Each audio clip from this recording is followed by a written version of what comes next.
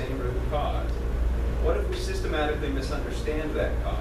And what if, as a result, we systematically perpetuate the very problems we think we are trying to solve every day? That's all we're talking about, right? Getting to that root cause. Okay. All right, how about communicating? We can communicate our way out of the box. Let's think about this. What do you think? So if I tell you there's conflict here, these are the words you need to say. Now you should communicate this way. These are the words. What do you think? I don't know. I mean, I get the Come on, I'm challenging you. Having open communication may get you out of the box depending on why you're in the box. You're changing your mindset and you want to talk about it, or you want to solve a problem together. Yeah. It's hard to get out of the box and to reconcile with somebody without communicating, right? That's a part of the recipe of success. And I think that's kind of your point. You're absolutely right. But I think sometimes we're under this belief that we simply need the right communication skills, and that will sometimes gradually fix the problem. When in reality is that our communication, remember I told you earlier about that boss I had that had zero communication skills. But there was never any conflict there, because at the end of the day his mindset was louder than anything coming out of his mouth. And so again, it's our mindset that people are reacting to even more than communication. It doesn't mean we can't improve our communication skills and get an incremental increase in productivity, relationships, or whatever else. But think about it. We can also increase our communication skills from an inward mindset. And if I'm trying to increase my communication skills from an inward mindset, what is my objective? To get something for me, right? To make the situation better for me, to get what I need, whatever else I'm going to communicate my way out of it. So you can't communicate yourself out of the box. So communication is a very important part of reconciling. Okay? A little bit of a trick question, I guess. How about implementing some new skill or technique? Oh, I got to read the book too. What do you think about this one? What do you think? What help? It's not her, right? Let me read this. Tell me what you think of this. All right. Okay. Well, first of all, just going back on the last one. In the box, whether I'm a skilled communicator or not, I end up communicating my box. That's the problem. Okay, that goes back to what we were talking about before. It's one of those. I'm trying to listen to you, but your body language and your mindset is speaking too loud. I can't hear what's coming out of your mouth because of that. Since this point about skills applies to skills generally, not just to communication skills, you might think about it this way: no matter what skill you teach me, I can be either in the box or out of the box when I implement it. And that raises the question: will using a skill in the box be the way to get out of the box? And of course, the answer there is no. And then it goes on and says, and that's why skill training in non-technical areas often has so little lasting impact. They just provide people with a more sophisticated way to blame.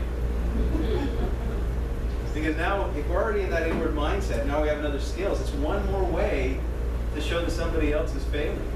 It's one more tool to show that we're superior and we're not the problem. Always comes back to that mindset, right? Implementing skill and technique. Now again, to reconcile, does it help to learn new skills and techniques? Sure it can. But are you doing it within your outward mindset, right? Changing my behavior. Again, that's what we started with. You can change behavior all you want, but if you're not changing that fundamental mindset, it really doesn't accomplish anything. It kind of papers over. That's the difference between conflict management and conflict transformation. One of them just finds a way to get past it and move on. The other goes to the root of the issue. And when they solve that core element that created the conflict, they also solve all those future conflict potentials. All right. So at the end of the day, all of them are ways of either trying to change others' behavior or our own. And we started off early on distinguishing between behavior and mindset. Ultimately, mindset is what rules the day. And so if you have a group of individuals that have an inward mindset, coming in and giving them a whole bunch of skills and techniques, in some respects could be like throwing gasoline on a fire. You could magnify the damage and the problems that are occurring within that organization, because now they have more ways to blame and more ways to evaluate their own superiority and inflate their own virtue. Okay? So we always have to be careful. This doesn't mean you go away and you shy away from skills and behaviors, but you've got to get to that underlying mindset. Okay? All right. None of this involves a change of mindset. We can change mindset and behavior by applying the outward mindset diagram, so let's take a look at this again. Okay? Starting off, this by now is tattooed on your frontal lobe, right? You've seen this a number of times. This is an indication of our outward mindset. There I am, my triangle. Those are my objectives, my job description, my stuff that I'm dealing with. It's focused outward because I have an outward mindset. I'm doing it in the context of this other individual. I see that person as someone, as an actual person. Because I see him as a person, their objectives, their outside triangle matters to me, okay? This is what I want you to do. So we're on pages 64 and 65. This is our last kind of our map and exercise for the day. I want you to think of perhaps a collusion that you're in, perhaps a relationship that isn't what you'd like it to be, in a work environment. Thank the Lord, I'm not the only one. You're right. I ran into this last week. We'll go on to, I think it's following. I'm sorry. Joanne, just you. Yeah,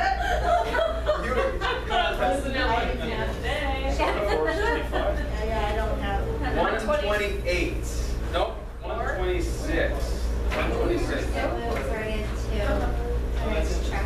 All right. Whoa. No. Yeah, I got 64. Yes. I don't have it. No, we don't have it. Everybody goes 64. Let me see what you No, got. we don't have it. So who doesn't have page 64? This is my 64. Yes, that's how mine is. Okay, let me go back. Oh, this is fun. 62, 63. Go back. What are you looking for? There's one. 602. No, we don't have it. Table of contents. I can go make copies. Let me go make copies really quick. Chapter 6. Wow, that's I don't have it. I'll go make copies really All quick. right. Thanks. Let's do that. How many people need All copies? right. You know what? If you could, while you're doing that, 64 and 65. Would that be all right, Joanne? Well, that was fun. Yeah, I was trying to find number 6. It was I was like, how many of you thought it was a test? A test. I don't know what's happening. I know it's been a long day, but I can't think numbers. I think some of you have, I don't want to say the old booklet because it's just the older version of the new booklet. But nonetheless, it's got you off. Yeah, it just ends at 63. So when she comes back, for the time being, this is the exercise that we'll go through. We're going to walk through this, and then you'll actually go through it with your handout. Okay. So number one, think of an individual that you want to improve things with. Again, it could be a collusion, it could be just a relationship, whatever the situation. Just think of an individual with whom you'd like to improve the relationship. It might even be one where in your mind, they're the ones that are at fault 80%, 90% of the way. In some ways, I think those are the best ones because those are the ones that are least likely to be resolved through conventional means. So by definition, we're waiting for them to make a change because justice says they're the ones that are at fault, right? All right. So whoever it is that you think of, first thing I want you to think about, and then we'll go through when she brings these back, we'll actually write these down. Think about what it is that they're trying or wanting to do. Consider this person's objectives and challenges, burdens, and pains that they're dealing with, past or present. Think of them as a person to the best of your ability. Now, part of the reason why we might not have this relationship with them very good is because we really don't know a lot of these things. But to the best of your ability, really try and put yourself in their shoes. We're not exploring at this point. We're just trying to think through what are the pressures, the concerns, the things that they're dealing with, okay? So that's step number one. Step number two is to come back, okay? So first I go to their outside triangle. I'm not going to them with this at this point. I'm just trying to think, what might that outside triangle contain with them? Trying to empathize and understand a little bit what it's like to be in their shoes. Number two, how have I gotten in their way or added to their challenges, trials, burdens, or pains?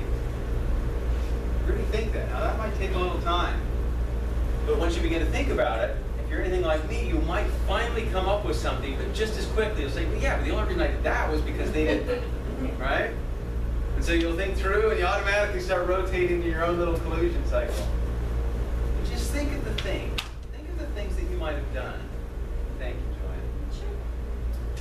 Think of the things that you might have done that has contributed in any way to their stress, their difficulty. It has nothing to do with whether or not they've contributed to yours. Okay? any other ways, large, medium, or small, that I've mistreated or neglected this individual. Because this, you see, we're having to search for the things that we don't really think too much about, but that person on the other end, those might be the only things that they see. So what we're really trying to do here is reconcile these two different pictures of truth.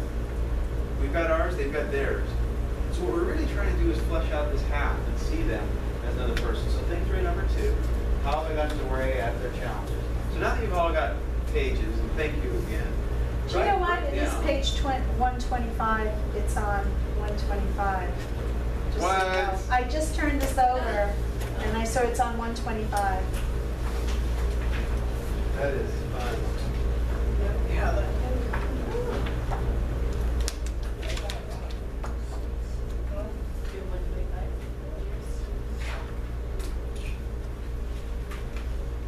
Oh, that'll be fun. All right. Okay, so let's just think through these 1, 2, 3. Now, we will be getting to that tomorrow, so you may be using that page again. But for the sake of knowing where we're going, I'm glad you've got something in front of you. All right. Oh, of tomorrow's 6. Totally different 6. All right, so number 1, first step is I'm thinking of the individual. I'm going and I'm trying to think of their outside triangles. I haven't made the effort to really understand it, but I'm going to try my best at this point. Number 2, I'm thinking of how I might have a problem. And then I'm beginning to think, how can I be more helpful? In light of all of this, identify something that you could do for this individual. Given this, not just random, I'm going to go do something nice, I'm going to take a brownies. Again, what do? We fall into the trap there of trying to be nice with an inward mindset. It might not be what they're looking for. We're really trying to see them as a person, to understand the challenges and difficulties, and then we're coming back to ourselves in step number 2 and saying, how have I been a burden? How have I been a problem? And then from that, we're pulling out, what is it that I could do that could actually help this individual in some way? Okay? All right, so think through that. And then later on, we're going to get to this. It's actually tomorrow.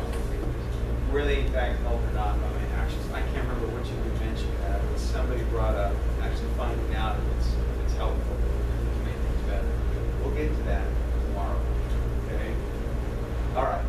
So write down the name, and then ultimately you need to get to the point where you've identified something. You've been really thoughtful in thinking this through. Okay? Now to us, this might seem tedious and soft skill. We're finding a way to be helpful. And yet remember, they're dealing with a reality that says this is the big singular problem of why this entire relationship has gone sideways to begin with. It's not small, it's not inconsequential. Somebody needs to stop the sight. All right, so just going to think through those. Come up with that one directive, that one thing that you can do. Okay? And I want to tell you a quick story. These outside triangles. I'll bring the story up again tomorrow because it'll play out. Go ahead and finish that.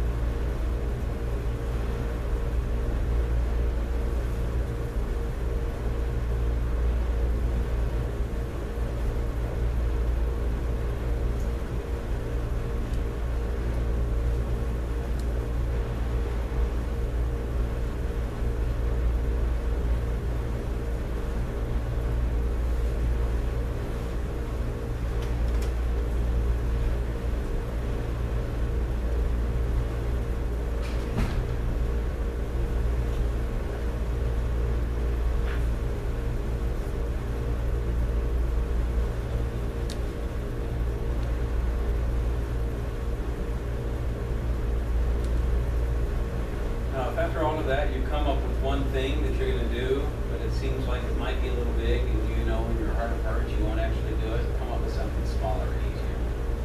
The key here is to come up with something actionable, which will actually cover something. Right? Just to get started, it's a really big change, dynamic that exists.